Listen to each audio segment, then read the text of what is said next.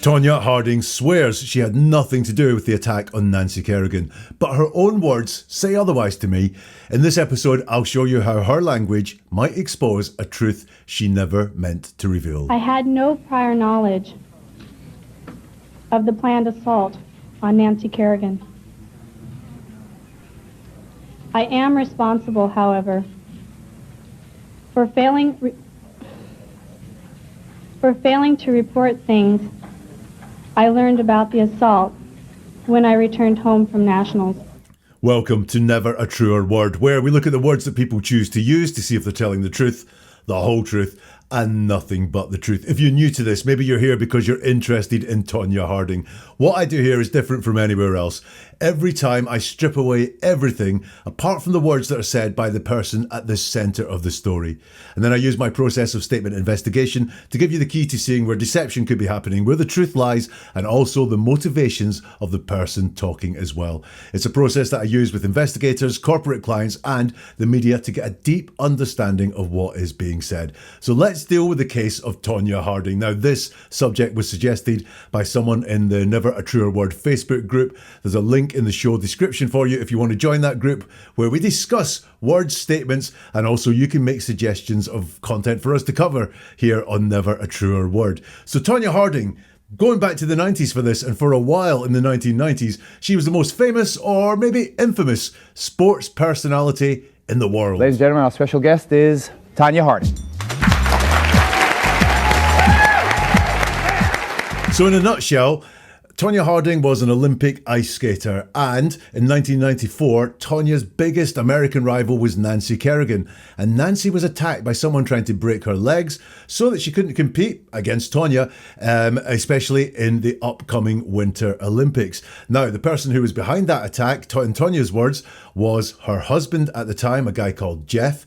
Tonya says she had nothing to do with the commissioning of it. She did not know this attack was going to happen, and she found out later on after the attack that it was her husband that was behind it. Many people think that Tonya stood to gain from the attack and was part of commissioning and wanting this attack to happen. So that's what we're going to look at as we look at a couple of interviews from way back then in 1994 and 1996 to dig into Tonya Harding's words, to look at how she talks about this, to see if she's telling the truth, the whole truth, and nothing but the truth. And what I'm going to ask you to listen out for when we hear Tonya talk is avoidance. Now, why do we avoid things? Well, listen, in general, we want to avoid lying. We hate telling lies. It's hard work, it's stressful, and if we get caught in a lie, it's a bad thing. So we'd much rather stick to the truth.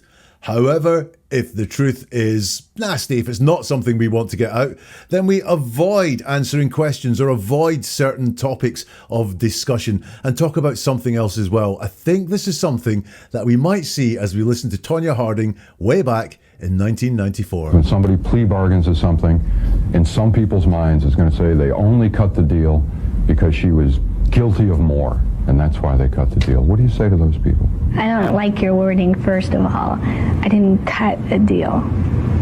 I made a plea agreement with the district attorney in the court system. And it wasn't, cutting a deal. It was like, because my life has been a roller coaster, for 2 months, and it was just tearing me apart. It's just been too much for me to handle. I couldn't handle anymore. I couldn't go on with it, So I just wanted to get it over with, so I can go on with my life. Your dream, your life's dream, has always been to win a gold medal, to go down in the record books for that. Unfortunately, now you have a criminal record. You're a convicted felon. What went wrong?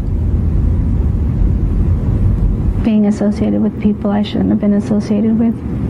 What is there, do you think, in your character that let that happen, that let you make that mistake? Because my skating was the most important thing to me. And I would do anything to do that. Okay, there is Nancy talking way back when. Some edits, I think, there as it was presented. I'll point them out as we go. The very first question that we hear there is when somebody plea bargains with something, in some people's minds, it's going to say they only cut the deal because she was guilty of more. And that's why they cut the deal. What do you say to those people? And Nancy says, I don't like your wording, first of all. I didn't cut a deal. I made a plea agreement with the district attorney and the court system. And it wasn't, cutting a deal. Bit of commanding, ordering language there. I get the impression this is someone who's used to being in charge, because she shuts that down very, very quickly. I don't like your wording, first of all. And then she goes into avoidance, because the question is, what do you say to those people? And she doesn't go and answer the question and say something to those people, the people that say she cut a deal because she's guilty of a lot more. What she does say is, I didn't cut a deal. I made a plea agreement. Now, this is just classic personal definitions. We use this a lot. Sometimes we have personal definitions of how we think about things, and that's how we word things. Sometimes we like to word things very carefully, because using a personal definition for something means that it gives us a little bit of comfort. And I think that's what's going on here. And she's being upfront about it here. She's saying that a plea agreement to her is not cutting a deal. One thing's a plea agreement. Cutting a deal would be something completely different. And so instead of dealing with the question, she shuts it down, says, I'm not going to talk about it in the terms that you want to talk about it. I'm going to give you my personal definitions here. And it wasn't, cutting a deal is what she says there. Now, something else to watch for as we listen to Tonya talk is her using the phrase, Some people use, as a crutch. They haven't really thought about what it is they want to say next. So they talk and talk and talk and then say something else, like that. However, some people use as a way of connecting with the speaker to see, have they heard what I'm saying? When I say do I get something back? That something back might just be an eye flash. It might be a nod. It might be, yeah, I know, or even I don't know. That's why some people use Some people use it as a crutch. Some people use it to connect with the speaker and to ensure they're following and to ensure they're understanding what is being said. Now, Tonya uses a lot. And I wonder if it's a marker of deception in Tonya. I wonder right now, we'll see as we go how she uses it. Because what she is doing with is ensuring that what she's just said has been heard and understood. Because when someone is being deceptive, the deceptive things they say, it's very important for them that these deceptive things are heard and understood. Because in everything they're saying, the deception, the lie, is the most important thing they're saying. They want to ensure that it's been heard and they want to ensure it's being understood. Otherwise, what's the point of lying? If someone's not properly listening or connecting with what is being said, or if the lie is not landing, if people don't understand what it is, what's the point in doing it? So the to liars can be checking in. Did you hear that lie? Do you agree with what I said? Are you buying it? Is that what's going on with Tonya? Listen out for knows as we go through this analysis. She says, it was like, because my life has been a roller coaster, for 2 months, and it was just tearing me apart. So we've got that, and I think what she's trying to do here is explain why she made this plea bargain, cut a deal, however you want to say it, because my life has been a roller coaster, for 2 months. So she wants people to understand, and she wants the interviewer to know my life's been a roller coaster. That's why I made this plea bargain, not for any other reason, not because that I'm guilty of so much more and just wanted this off my plate and to move on.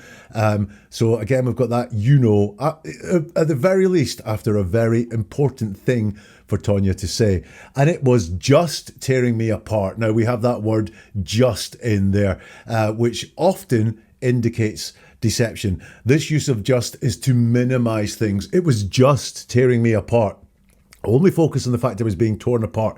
There were lots of other things happening, but I want you to focus only on one thing, and I'm going to label it just, and I'm going to say that was all that was happening. It was just tearing me apart. And we can imagine, with everything going on in her life at the time, there was more going on than this just tearing her apart.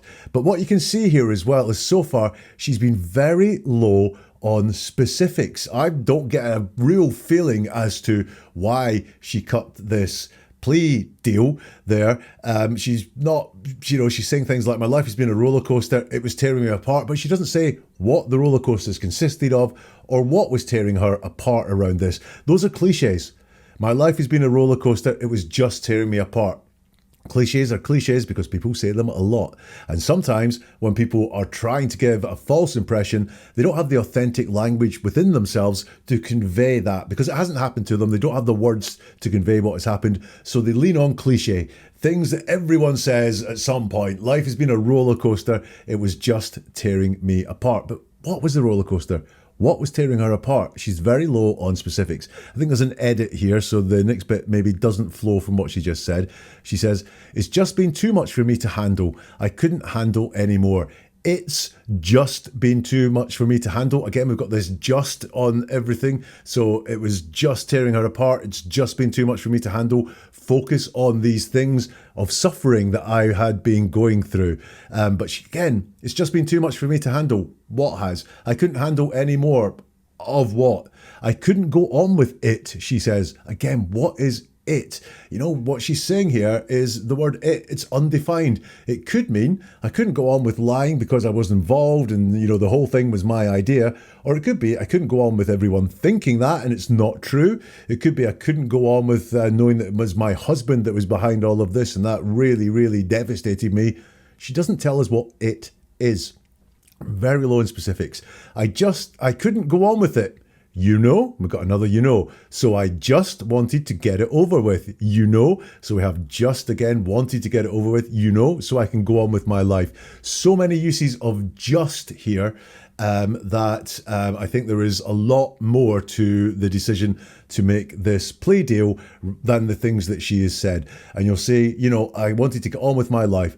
And so in her own words, and we need to trust her own words, believe her own words. Her motivation for the plea deal was moving on. But what didn't enter into her words there, so we can say did not enter into her mind, was justice for Nancy Kerrigan, who was attacked. For the truth to come out, or for the truth to be told.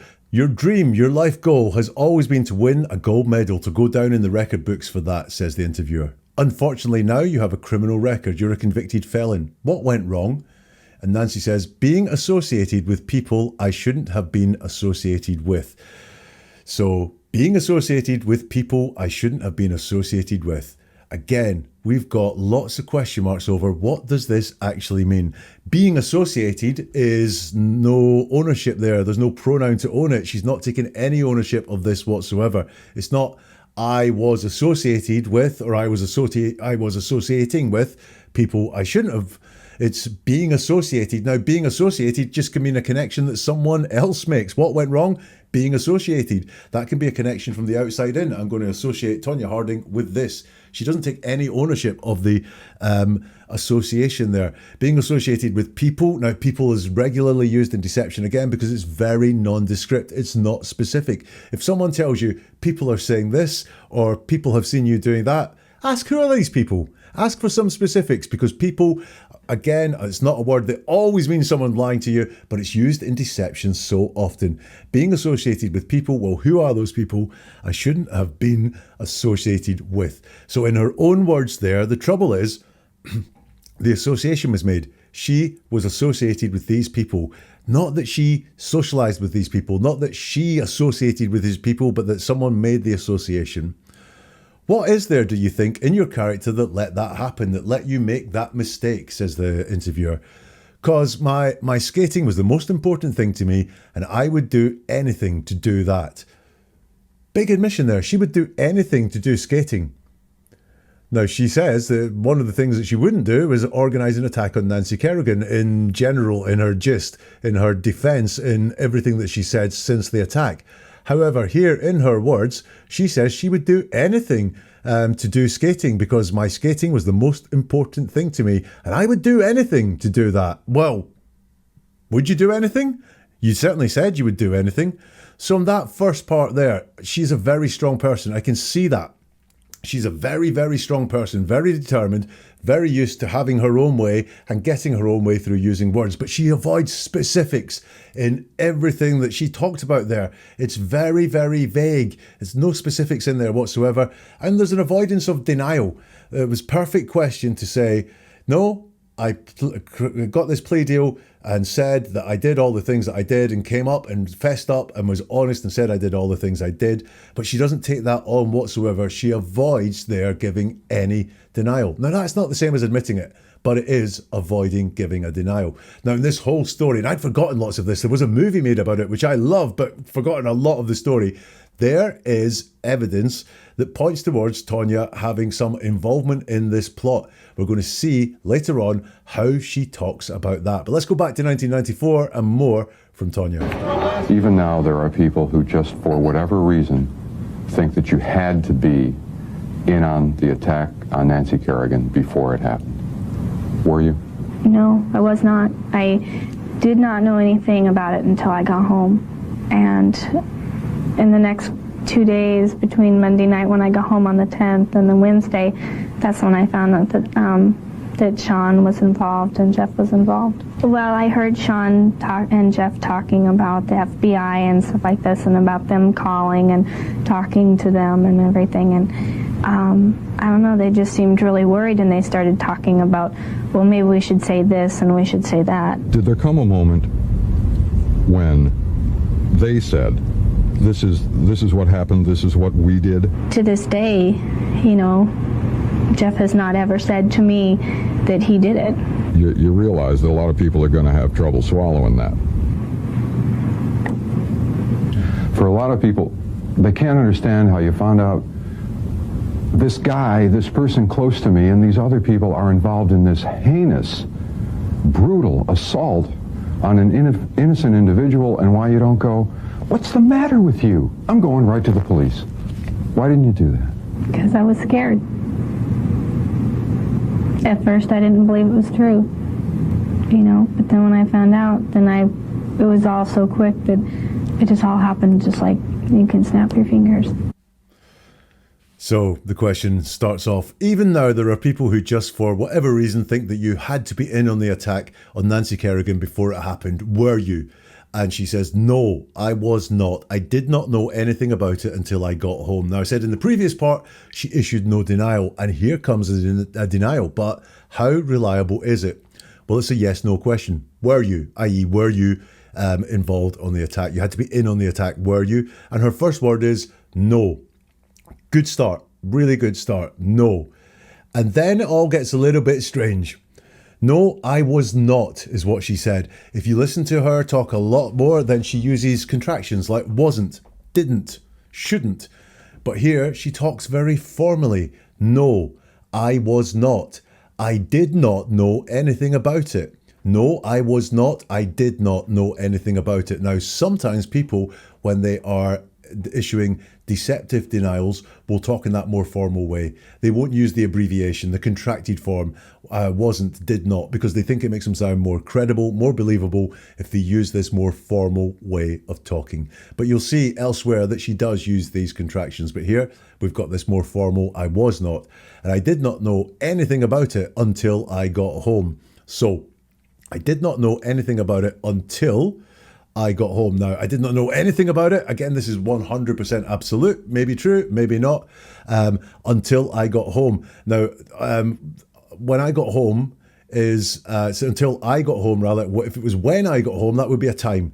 Anything about it until when I got home. It's just until I got home. So she's giving us a time thing with until, but no time on got home. It's just there. And again, what is it? I did not know anything about it. This could be she hadn't heard about the attack on Nancy at all. I did not know anything about it because I hadn't heard about the attack on Nancy until I got home. Or it could be I did not know anything about it, the plot to attack Nancy, until I got home. The specifics are very, very low here. She carries on. And in the next 2 days, between Monday night when I got home on the 10th and Wednesday, that's when I found out that that Sean was involved and Jeff was involved. So then there, she says, I did not know anything about it until I got home. So this is when she found out about when I got home. But then she tells us it took 2 days. In the next 2 days, between Monday night when I got home on the 10th and the Wednesday, that's when I found out that Sean was involved and Jeff was involved. Did she find out instantly? Or did it take 2 days? Was there not one point where she found this out and was involved? Jeff was involved. Sean was involved. Not who did it. Not who carried out the attack. It's the fact they were involved in the attack. Now that's interesting. Now these guys didn't actually physically do the attack. Maybe that is why she has said that. One other thing here that gets me is that Jeff is her husband, and yet Sean is the person she mentions first. I would expect someone to mention the person closest to them first, and as they list people, get further and further and further away. Think about when you sign a card, and you might sign it from yourself, from Jack, and then you might sign it from other members of the family, starting with your partner and then the kids, or that sort of thing. If you sign something at work, you might sign it from yourself and then the people in your team, and then a wider thing. However it is, you start close and you go further away. But she starts with Sean, and then she mentions Jeff, her husband at the time, secondly. I think there's an edit again coming up here. So this might not flow exactly. She says, I heard Sean and Jeff talking about the FBI and stuff like this, and about them calling and talking to them and everything. So there's one sentence there. Let's break that down. We've got Sean first again, and Jeff second. Now, is this the same thing, that for some reason Sean is the most important thing when she's discussing this and not Jeff? Or is there something else at play with this one? Because I heard Sean talk, is what she says. She's going to say, I heard Sean talking. I presume I heard Sean talking about the FBI, because that's what she goes on to say. But she stops halfway through the talking. She says, I heard Sean talk and Jeff talking about the FBI. So did she not hear Jeff talking? Has this been added in to help in some way? Was it all about her finding out Sean was involved? I heard Sean talk and Jeff talking about the FBI. Then it goes very vague. Talking about the FBI and stuff like this. What does that mean? What is stuff like this? And about them calling and talking to them and everything. Very, very vague. What did she hear? Sean and Jeff talking about the FBI and stuff like this, and calling and talking to them and everything. Don't quite know what it was that she heard apart from talking about the FBI, stuff like this, everything, calling, talking, again, really low on the specifics. She carries on, and I don't know. They just seemed really worried, and they started talking about, well, maybe we should say this, maybe we should say that. Let's break that down. I don't know. Now, number one, she's got don't. It's not do not. It's don't. I don't know. So she does do those contractions, those abbreviated versions of the phrases. I don't know is what she says, but that's present tense. That means that is she talking there when she's talking? Is that what she's saying? I don't know now? Or is it, I didn't know at the time? Is that what she meant to say? Or is it present tense because she was making it up? I didn't know, but because we're making it up, at the time we're making it up, we can use present tense. I don't know. They just seemed really worried. We've got just again, so that suggests to me something more is being hidden around this, if I didn't think that already from vagueness, like stuff like that and everything. They just seemed really worried. A persuasive word there, really. They were really worried, not just worried, they were really worried. Persuasive word there. And they started talking about, well, maybe we should say this and maybe we should say that. What's this and that? Again, the specifics are really, really low. And where is Tonya in this story? Let me read it again and just think, where is she? Is she hearing this? Is she overhearing this? I heard Sean and Jeff talking about the FBI and stuff like this, and about them calling and talking to them and everything. And I don't know. They just seemed really worried, and they started talking about, well, maybe we should say this, maybe we should say that. Where was Tonya when this was happening? And did she hear them talking, like having a conversation? Or did she overhear them from somewhere? She doesn't really say. Again, the specifics are really low. It's hard to picture what she's talking about. When it's hard to picture, it might mean the language is not authentically reflecting a remembered event. Did there come a moment when they said, this is what happened, this is what we did? Asked the interviewer. A yes or no question. Yes, there was a moment. No, there was a moment. But that's what I asked, because, when did you find out? And she says, when I got home. And then she says it took 2 days to find out. She says, to this day, Jeff has not ever said to me that he did it. To this day, So we've got that marker there again. Is this something that's deceptive? Jeff has not ever said to me that he did it. So she doesn't say yes or no. She doesn't say there was a moment. I want you to remember that for something that we're going to look at later. Also, by the way, we're going to hear her talk about her relationship with Jeff, the husband, at the time as well, which is very interesting. To this day, Jeff has not said to me ever that he did it. You'll notice that Sean has disappeared from that, because the question is about they. Did there come a moment when they said, and before she'd been talking about Sean and she's been talking about Jeff, she only answers the Jeff part of the question there.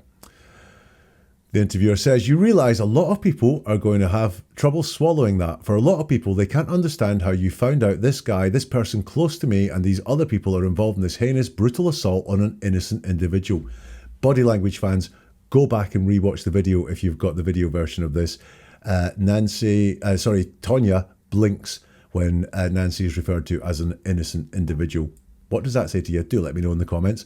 And you didn't go, what's the matter with you? I'm going right to the police. Tonya's reply is, because I was scared. That's very straightforward. Very few words compared to some of the other answers that she's given, which are full and bloated full of nothingness. Very few words. So I believe that. I was scared. She doesn't say what she was scared of, though, so I don't know what it was she was scared of, but I do believe at that time she was scared. Then she says, at first, I didn't believe it was true. You know, and when I found out, and it was all so quick, it all happened just like you can snap your fingers. She seems to describe finding out as both a slow burn and a very quick process. You know, it was the fact she overheard stuff and, it took a period of 2 days for her to find out. And then there seems to be this moment when she found out, which she refers to here. At first, I didn't believe it was true. Well, there has to be a bang there for it to be that moment, that at first moment. And when I found out, and she was asked previously, let's just go back and check on the words.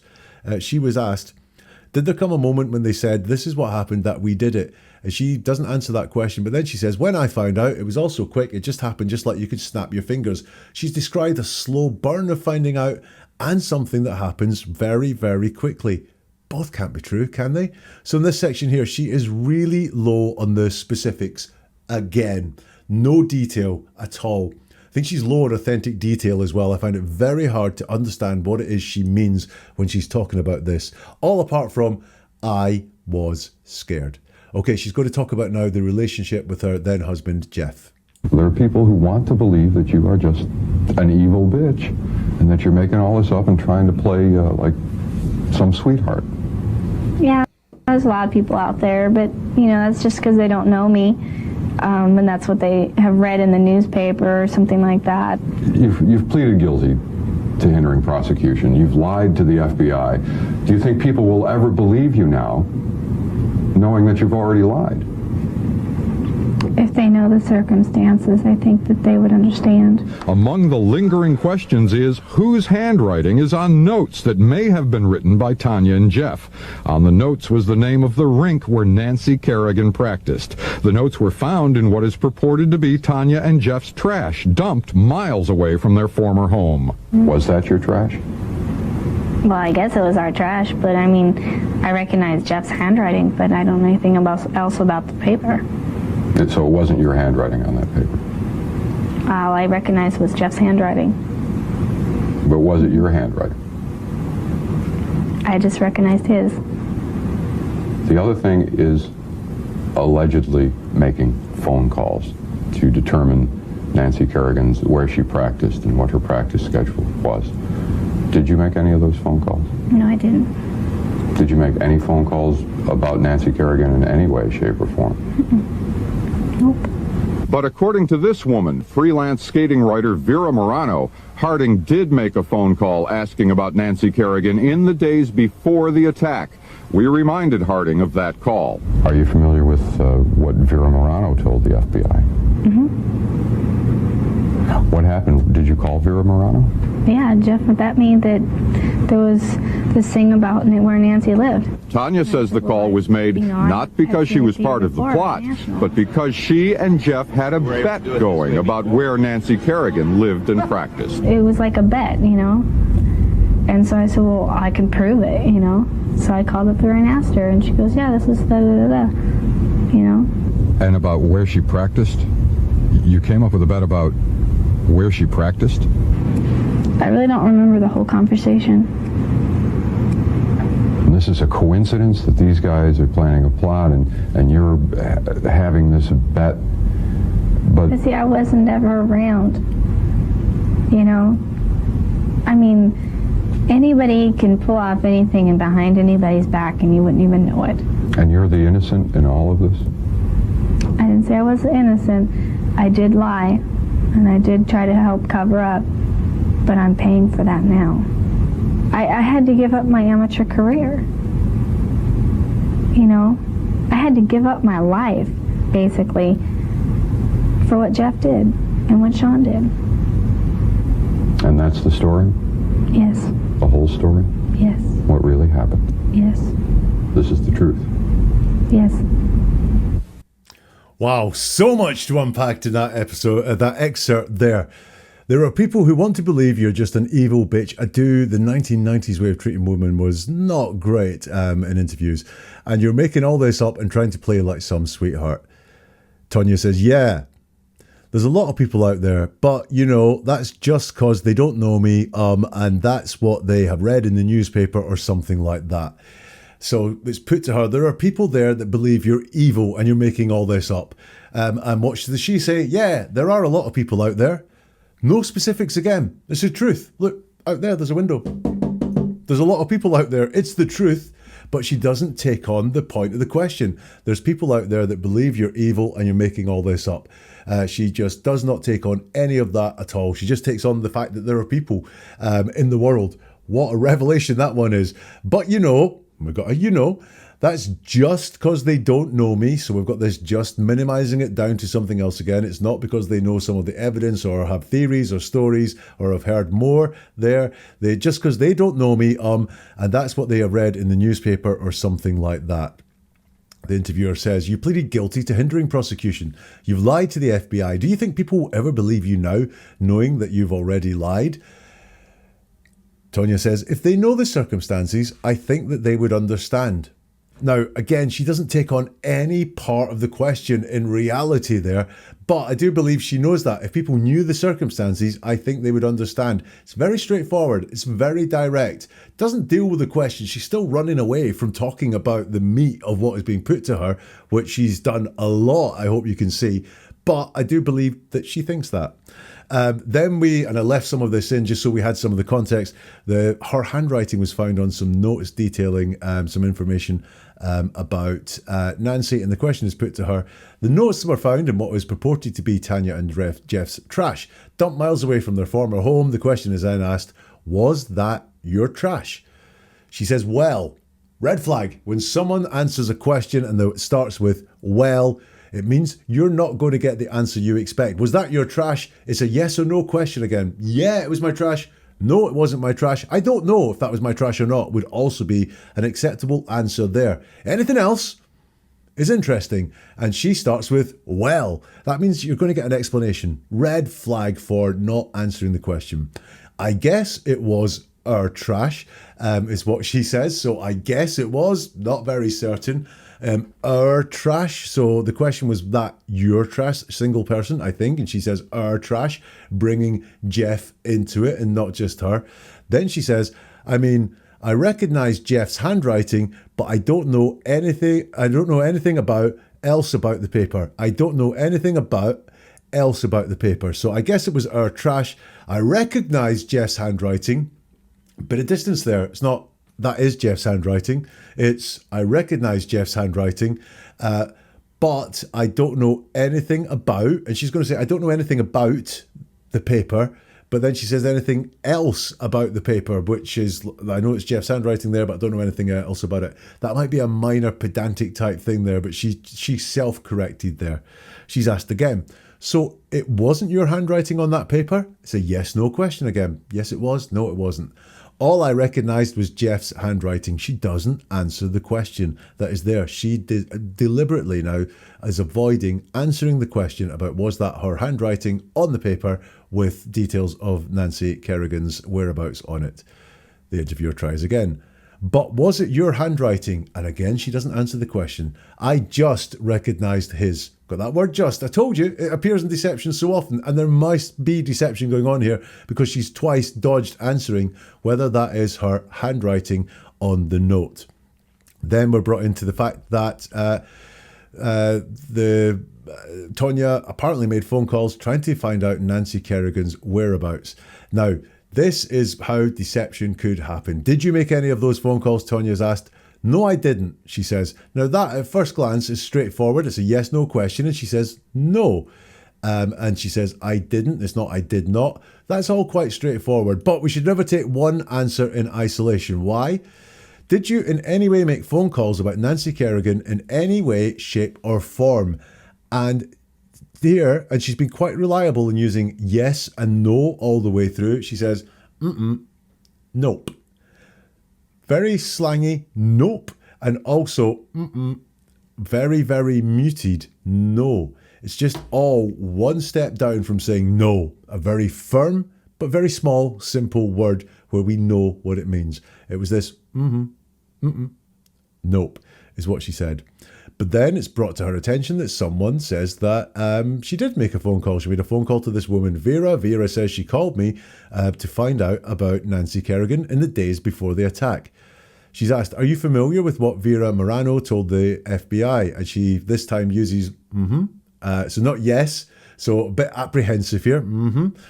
She's used yes quite a few times, but no, this is What happened? Did you call Vera Marano? Yeah, she says, slangy, yeah. She's still not committed full time to acknowledging this. Jeff had bet me that there was this thing about where Nancy lived, and we've got more Tonya's vagueness, this thing. Jeff had bet me there was this thing about where Nancy lived. Then it's explained to us that Tanya says the call was made not because she was part of the plot, but because she and Jeff had a bet about where Nancy Kerrigan lived and practiced. She says it was like a bet, you know? We've got our favourite you know there, where she's said something, and look, I think this may well be a tell that Tonya is being deceptive when she uses you know. She wants to make sure it's landed. And this was her saying, it was like a bet, you know? Have you got that? It was a bet. I wasn't phoning up for any nefarious reasons to find out where she was going to be so we could organise this attack. But she doesn't say it was a bet. She says it was like a bet. Not a bet, just like a bet, you know? And then she says, and so I said, well, I can prove it, you know? So I called up Vera and asked her, and she goes, yeah, this is blah, blah, blah, you know. What do we want to pull out of that one? Because this is quite instructive. This is a very crucial thing here. She's denied making phone calls about Nancy Kerrigan. Now she's being forced to admit she did make phone calls about Nancy Kerrigan. And she's storytelling. She's and so storytelling. And so storytelling is where rather than just listing events and explaining events that happened, we start giving reasons for them. And this happened, so this happened. And so I said, well, I can prove it, you know. So, another, and so I called up Vera and asked her, and she goes, yeah, this is blah, blah, blah, you know. Blah, blah, blah, more, Tonya, lack of specifics, and you know, again, has there been some deception there? About where she practiced, she's asked, you came up with a bet about where she's practiced, and she decides at this point, it's avoidance again. She's hitting that big off-ramp of not talking about this. I really don't remember the whole conversation, is what she said. Got that persuasive word really in there. It's not I don't remember, it's I really don't remember. It's not just I don't remember. I want to persuade you that this is true by upping the severity by using words like really. I really don't remember the whole conversation. It's not I don't remember what was said, because we know she's talking about this bet. She just wants to say I don't remember the whole conversation, i.e. this is going to sound really bad if I say, yes, the bet was about where she practiced. So I'm going to pull out of this now and we're going to go avoiding this. I really don't remember the whole conversation. That's a coincidence that these guys are planning a plot and you're having this bet. This is a yes-no question. Yeah, it's a coincidence. No, it's not. And she says, see. Now, this is the first time I think I've seen this in one of these episodes, because when someone starts an answer with well or so, I do say, red flag.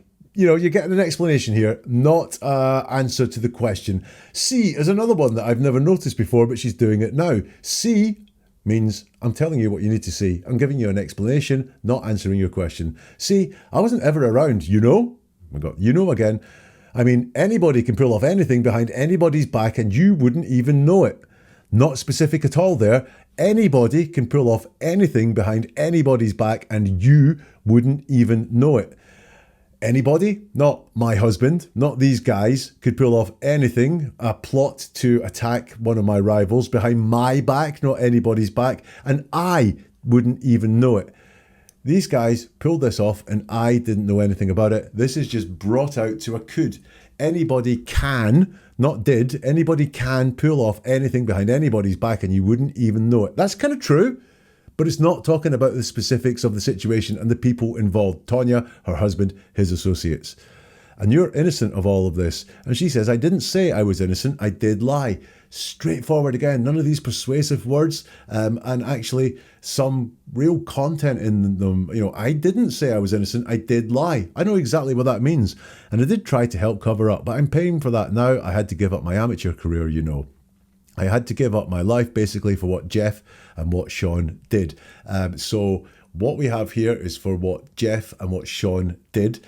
So we have them in a different order this time. Husband comes first, friend comes second, friend of husband, Sean comes second. But you'll notice that it seems to be two different things they did. It's not, I had to give up my life for what Jeff and Sean did. It's I had to give up my life for what Jeff did and what Sean did. Two different things. And she says, I had to give up my life basically for what Jeff did and what Sean did. When we put something as basically, it means I'm being really simple about this. There's a lot more to it than that. I didn't have to give up my life. I had to give up some of my life, which is why it's phrased as I had to give up my life basically. Again, it's persuasive. It's an ly word, like really basically is an ly word. You didn't give up your life. You're just saying basically you gave up your life. And that's the story. Yes, she says. The whole story. Yes, she says. What really happened? Yes, she says. This is the truth. Yes. So she does say some yeses at the end of that there, some straightforward yeses saying this is the truth and that is the whole story. And they do hold together a lot better than some of the other things there. However, they don't assure me that much because here the trash talk is avoided. The talk of, you know, is that your signature? That is a big red flag that is that your handwriting? Is a big red flag for me of avoidance. The bet story seems fabricated. So much of the language about that, it was like a bet and so on, does seem fabricated. And also watch out for mm-hms and you knows. I think those are indicators of deception or lack of confidence in what she's saying with Tonya Harding. So that was 1996. We're going to go forward 2 years to 1998 in a moment, and we're going to see if there's any differences between what she said just after the attack and what she said 2 years later.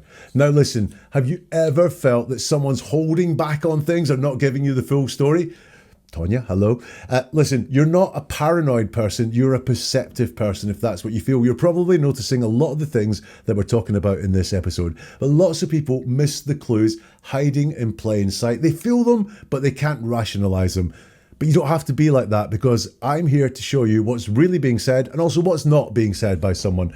Every case I break down like this will sharpen your instincts and change how you see conversations forever. So if you're ready to see through the noise, hit the subscribe button or follow this channel. It means you've got an episode like this every single week, allowing you to upskill yourself in understanding what the words that someone says in your life, or in a case like this, what those words really mean. Step inside this world by hitting subscribe or following this channel and help this get to more people, because maybe you know someone who keeps getting misled, who keeps falling for things. Maybe they need to know some of this too.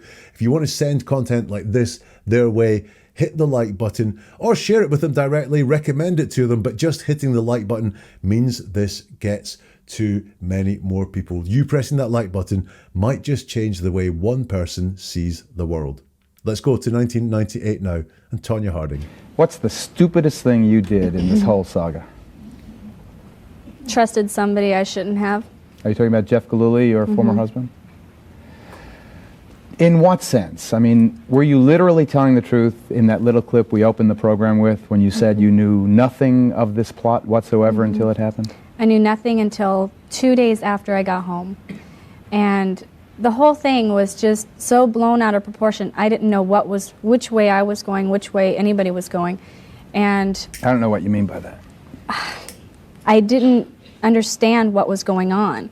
I mean, I was so confused about who was doing what, and I mean, every time I wanted to do something, I couldn't do it. I was being pulled around to doing different things with other people that I didn't really want to be doing, and I'm like, well, what's going on? Nobody would ever tell me. To this day, Jeff never told me that he actually did it. At what point, you mean he still denies his involvement?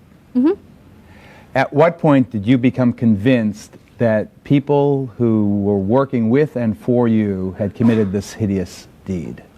When he and his friends took me up into the mountains and told me point blank with a gun in their hand that either I will go with them in there and tell their side of the story or they'll take care of me. your reaction was fear, I guess. Was it also anger? Yes. I was very, very scared. And the thing is Did you that think Jeff Gillooly was going to kill you? I didn't know. I mean, when somebody has a gun at them, pointing at you, saying, see this? This is what's going to happen to you if you do not go along with our story. Can you see there that some of the story has changed? Let's dig into it. What's the stupidest thing you did in this whole saga, asks the interviewer. Trusted somebody I shouldn't have, says Tonya. Trusted somebody I shouldn't have. That's one person, and she trusted that person.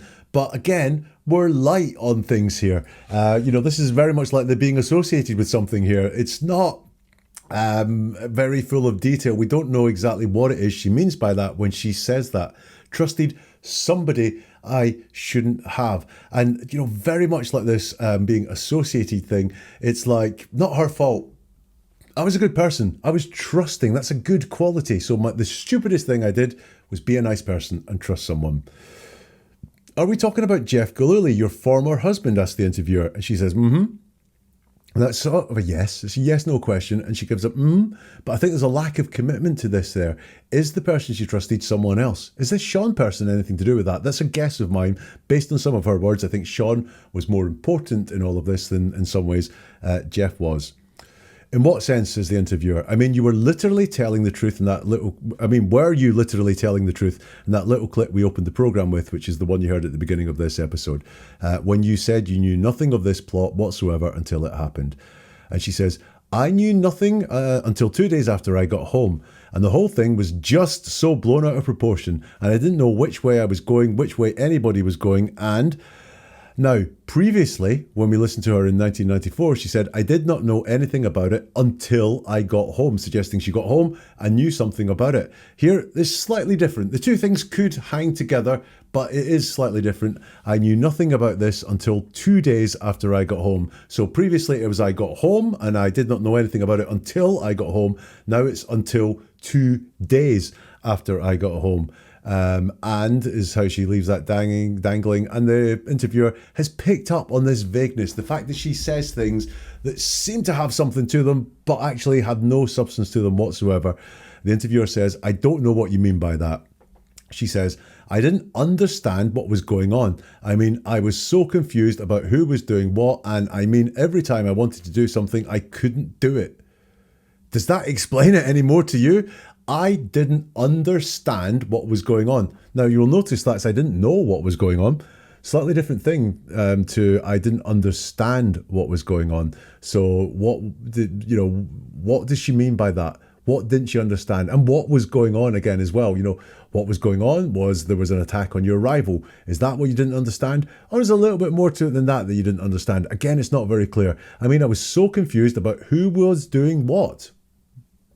Who was doing what? Again, she doesn't say. I was so confused by what these guys had done. Or I knew they'd done something, but I didn't know quite who'd done what. And she doesn't say. And every time I wanted to do something, I couldn't do it. And she's taken a long, long jump there from, I don't know what you mean by that, to every time I wanted to do something, I couldn't do it, i.e. I was pinned down here in some way. She then says, I was being pulled around to doing different things with other people that I didn't really want to be doing. And I'm like, well, what is going on? Nobody would ever tell me. To this day, Jeff never told me that he actually did it. So I was being pulled around to doing different things.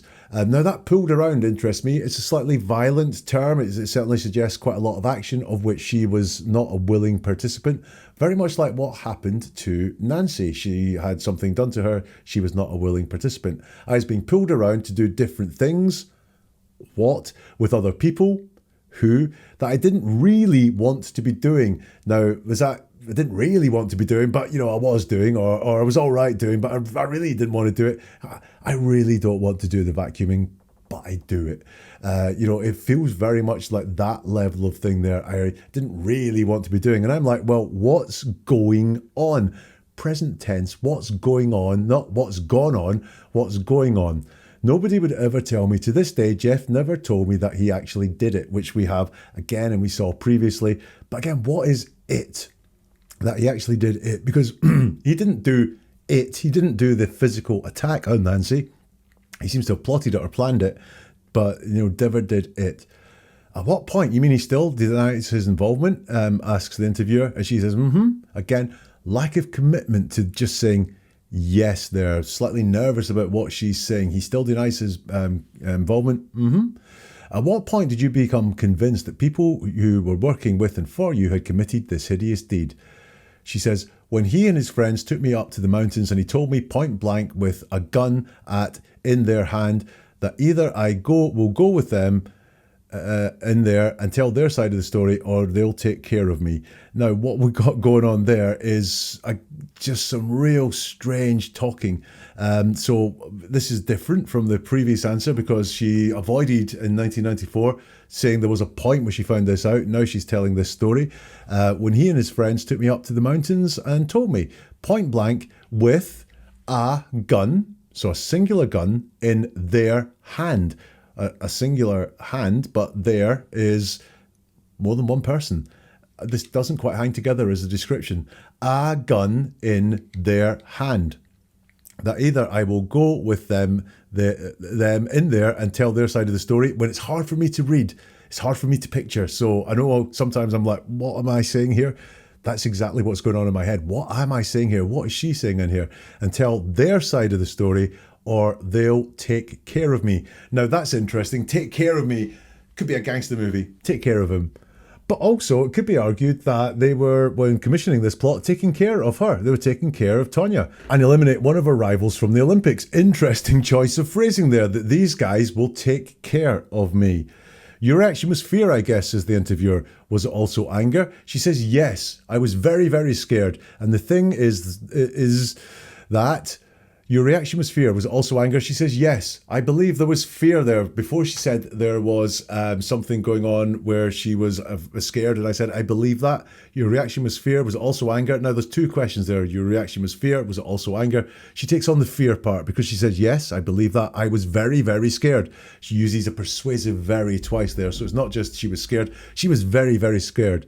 And she tries to do some explaining here. And the thing is that, but she gets cut off. And she's asked, did you think Jeff Gahuli was going to kill you? She says, I didn't know. Now, that suggests to me that no, because if she did think that, she'd just say, yes, I was in fear of my life that he was going to kill me. But she says, I didn't know. Now, I know you can still be frightened of someone if you think they might kill you, but you're not 100% sure. I'm not saying she wasn't scared. What I am saying is I don't think she believed that Jeff was going to kill her, because she says, I didn't know. And then she tries to explain that. And she says, again, this is one of those ones where it's all sort of mixed. I mean, when something has a gun at them, so she does say something. I checked many times not to check that she didn't say when someone has a gun at them, but it's when something has a gun at them. So this is not her talking about herself again. This is talking about a third party. When something has a gun at them, at your, pointing at you, saying, see this is going to be what's going to happen to you if you do not go along with our story. That is not her describing her experience. This is her talking in a wider sense here. Now, the reason why we could do that sometimes is to socialize it. When you're scared, you're really scared, to make people think about, if it was me, I'd be really scared. That might be why people do that again. But what it isn't is her authentic experience of what happened to her. She's not explaining that to us. So here, years on, she is low on the specifics again. All sorts of vagueness in her language, and also that mountaintop thing, being told this, having gone at her and so on, is really low on authentic language. We're going to get more on that mountain meeting. So when the gun was pulled in this mountain meeting that you described, did you feel that he would carry through that threat? Did you feel that he would actually take your life if you snitched on him?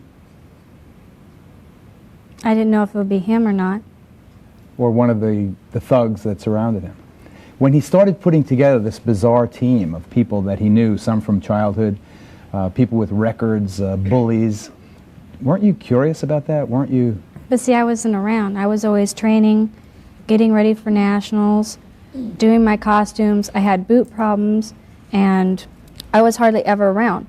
Sure, I knew John, and I had been to his house a couple of times, but I really didn't like going over there. And Sean Eckert, one of the principal conspirators in the attack on Nancy Kerrigan. So how long after that meeting did you finally have the courage to talk, or was it only after the authorities came and threatened you with arrest? No, I told the authorities when I went in to talk to them. And I also told them that I wanted protection. From him? Mm-hmm. Are you still frightened of him? Yes, but I don't see him. But when I've seen him on the road before, and I shake. So when the gun was pulled in the mountain meeting that you described, did you feel that he would carry through that threat? Did you feel he would actually take your life if you snitched on him? Yes, no question again, and she doesn't yes or no with the answer. I don't know if it would be him or not. What is she getting at here? So did you feel he would carry out that threat? I think this is still talking about the husband, Jeff, but I didn't know if it would be him or not. Again, is this point towards Sean? She does seem to have something going on with Sean there. Is that what she's getting at there? One of the thugs that surrounded him, says the interviewer, when he started putting together this bizarre team of people that he knew, some from childhood, people with records, bullies, weren't you curious about that? And she says, see, and we have the C at the start of the answer again. I'm going to give you an explanation. I'm not going to give you quite an answer to the question. Weren't you curious about that? No, I wasn't curious. That's just what Jeff did. Yeah, I was curious, but I was really busy, so I let it slide. C, I wasn't around is not that sort of answer. C, I wasn't around. That is very concrete. I wasn't around. Also, by the way, again, using the abbreviated form, wasn't. I was always training. She says, I was always training. When someone talks in 100% absolute terms, very, very rarely true. They're doing it to be persuading or convincing. I wasn't around. I was always training, getting ready for nationals, doing my costumes. I had boot problems and I was hardly ever around. Which one's the truth? Were you hardly ever around or were you not around? Because you've said both. I wasn't around and I was hardly ever around. I know which one's the truth. It will be hardly ever around. Then she says, sure, I knew Sean, and she brings up Sean. I think Sean is a big thing for her for some reason. And if you are an aficionado of this case, do let me know in the comments or get in touch on social media. Why is she more fixated on Sean than she is at times on her husband? Sure, I knew Sean and I had been to his house a couple of times, but I really didn't like going over there. It doesn't answer the question about were you curious or not. Sean Eckert, says the interviewer, one of the principal conspirators in the attack on Nancy Kerrigan. So how long after that meeting did you finally have the courage to talk? Or was it only after the authorities came and threatened you with arrest? And she says, no. Funnily enough, she does finally manage a no. I told the authorities when I went in to talk to them. I also told them that I wanted protection. So this is a bit of off-ramping. So this feels to me like, when did you talk to the authorities? Why did you talk to the authorities? What did you say to authorities? Sensitive to Tonya, which is why she's going, yeah, I did this, I talked to them, but I needed protection. I was very, very scared. I want the focus to be on that. It's an off-ramp. It's like avoidance. I'd rather talk about the protection and how scared I was than my decision to talk to the authorities. So I also told them I wanted protection. The interviewer says from him. I'm presuming that means from Jeff, but it could be from Sean. And she goes, Again, low commitment in the answer. Are you still frightened of him, says the interviewer. Yeah, but I don't see him, says Tonya. But I've seen him on the road before and I shake.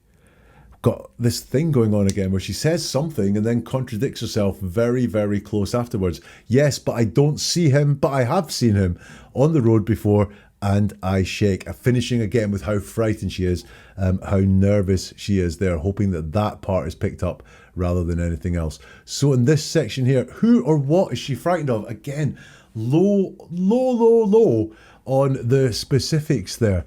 Is it Sean? Is it Jeff? She doesn't really say. And why is she frightened of them? Again, she doesn't expand on that. And as before, a question about her involvement. She's evasive around that. This was about, were you not curious? And she just goes into the C explanation there. Tonya Harding, ice skater, made it to the Olympics. I'm fascinated by the psychology of elite sport people, and I believe Tonya is one of those elite sport people. To be selected to represent your country at an event like ice skating means you are an elite sport person. I'm fascinated by their psychology, so I've been fascinated looking into this. I do think Tonya was the ultimate competitor, but how? far would she go to be that ultimate competitor? Is this revealed in this excerpt? Your detractors, however, said you had plenty of opportunity to let someone know, and that you really wanted to beat Nancy Kerrigan so badly that either consciously or subconsciously you were approving of this dreadful plot to break her knee. Let me answer something. For one thing, I could beat Nancy with my skating. I was ready. I was in the best shape of my life. I was landing triple axel. I had beaten her before. I was ready. I was skating in the morning. I was skating at night. I was ready for that competition. The only reason why he did this is because he found out that I was going to leave him as soon as I was done going to nationals. Had you made that very clear to him? No. How did he find out? Somebody from the rink told him. What did they say? I don't know. You really were planning on leaving, Jeff? I had already divorced him. I got a call from someone who was in the United States Figure Skating Association who told me that they liked him and they thought that I had a very stable life when I was with him. Obviously, they didn't know anything because they weren't there. They never saw it, but my friends and my family did. And they said, well, if you don't go back with him, you won't get the marks you deserve. And I asked them, I said, well, what do you mean? You mean to tell me if I go out there and I skate a perfect program, you're not going to give me the marks I deserve if I'm not with him? And she said, well, it's something like that. Your detractors, however, said you had plenty of opportunity to let someone know and that you really wanted to beat Nancy Kerrigan so badly that either consciously or subconsciously you were approving of this dreadful plot to break her knee. This is a question, once more, about were you involved in the plot to do this? Did you have prior knowledge? Did you commission it? Could you have stopped it? That's what this question is all about. And what do we see again? You're right, avoidance. She says, let me answer something, taking control of the situation, very much like that first thing which we saw. I'm not even going to answer this question. I'm going to let me answer something, but not this question. Let me answer something. And then she goes on to give her ultimate competitor speech. For one thing, I could beat Nancy with my skating. I was ready. I was in the best shape of my life. I was landing triple axel. I had beaten her before. I was ready. I was skating in the morning. I was skating at night. I was ready for that competition. The only reason why he did this is because he found out that I was going to leave him as soon as I was done going to nationals. Once more, a question about involvement. And she didn't answer the question about involvement at all. Maybe all of that is true. Maybe she could have beaten him. Maybe she was doing triple axels. Maybe she was training morning and night. Maybe she was ready to do this.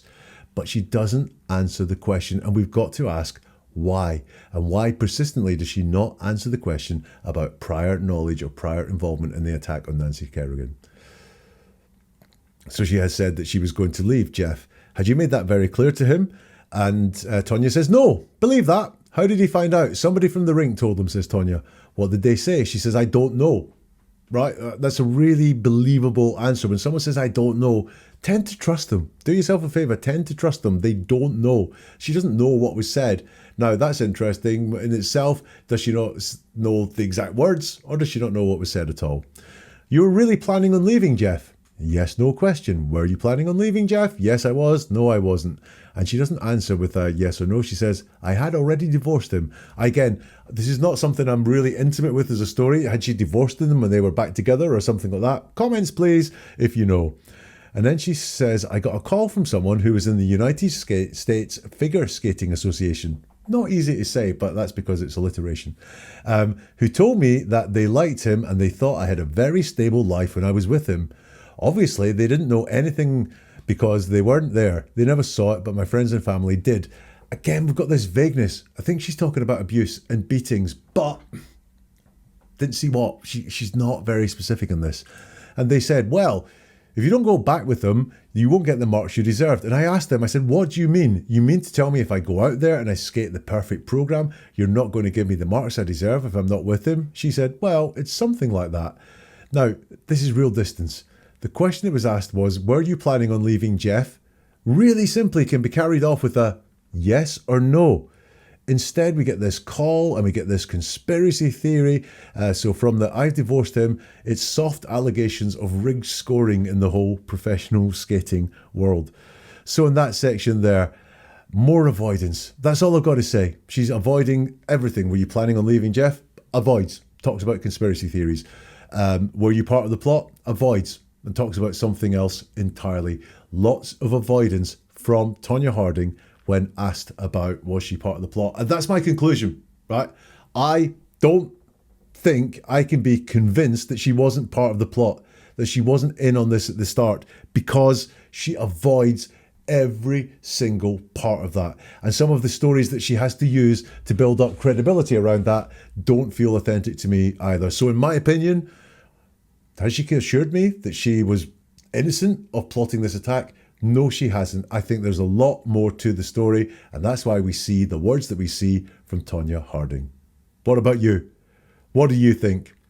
Let me know in the comments here if you can, or get in touch on social media. You'll find all the links at neveratruerword.com. Also there, you'll find a link to the Facebook group so you can join and suggest episodes just like this one was suggested in the Facebook group. And if you're interested in some classic old crimes, then you will find them broken down in video or podcast format. That's all at neveratruerword.com. And we'll see you soon for something new from Never a Truer Word.